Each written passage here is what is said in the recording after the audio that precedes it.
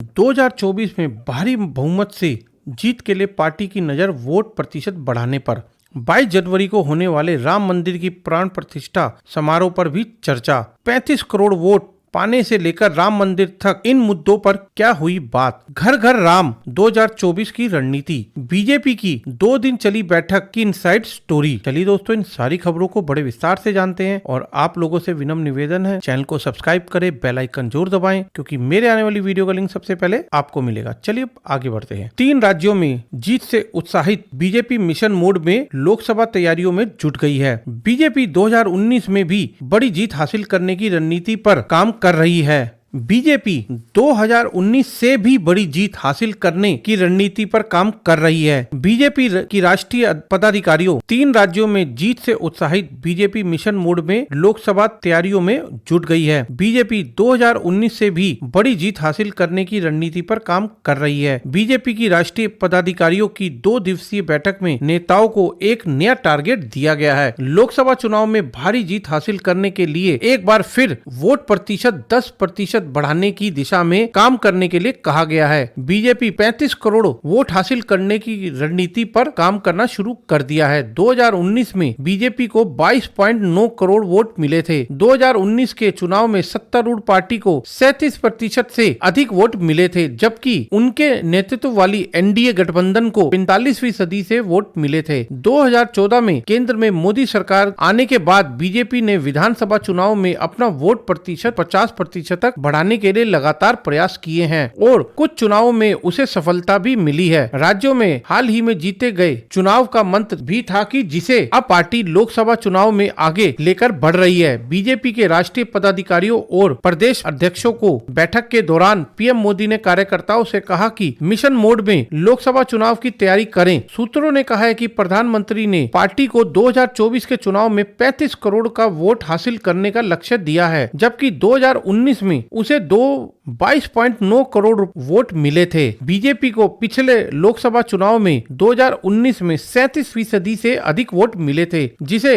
Party इस बार बढ़ाकर 50% के करीब ले जाना चाहती है। बीजेपी 2019 में 303 सीटों पर जीत हासिल करने में कामयाब हुई थी। अब पार्टी ने 350 सीटों का नया टारगेट सेट किया है। बैठक के पहले दिन प्रधानमंत्री ने महिलाओं, युवाओं, किसानों और गरीबों तक पहुंचने की आवश्यकता पर जोर दिया, जिससे वह अक्सर 4 सबसे बड़ी जातियां बताते रहे हैं। उन्होंने पार्टी नेताओं से कहा है कि अधिक से अधिक संख्या में इन लोगों को विकसित भारत संकल्प यात्रा में जोड़ें, जिसका उद्देश्य उनकी सरकार की प्रमुख कल्याणकारी योजनाओं को 100% पूरा करना है। पार्टी के नेताओं ने कहा है कि पार्टी के शीर्ष नेतृत्व ने जीत के लिए सीट संख्या का कोई खास टारगेट नहीं दिया है, लेकिन ऐसी जीत सुनिश्चित करने पर जोर दिया है जो 2019 के प्रदर्शन से बड़ी हो। बीजेपी की बैठक में 22 जनवरी को राम मंदिर के उद्घाटन पर भी विशेष चर्चा हुई है। कार्यकर्ताओं को सोशल मीडिया प्लेटफॉर्म पर राम मंदिर के बारे में अधिक से अधिक जानकारी देने और उस पर चर्चा करने के लिए कहा गया है। पार्टी को विश्वास है कि चुनाव में यह उनके पक्ष में एक बड़ा मुद्दा होगा।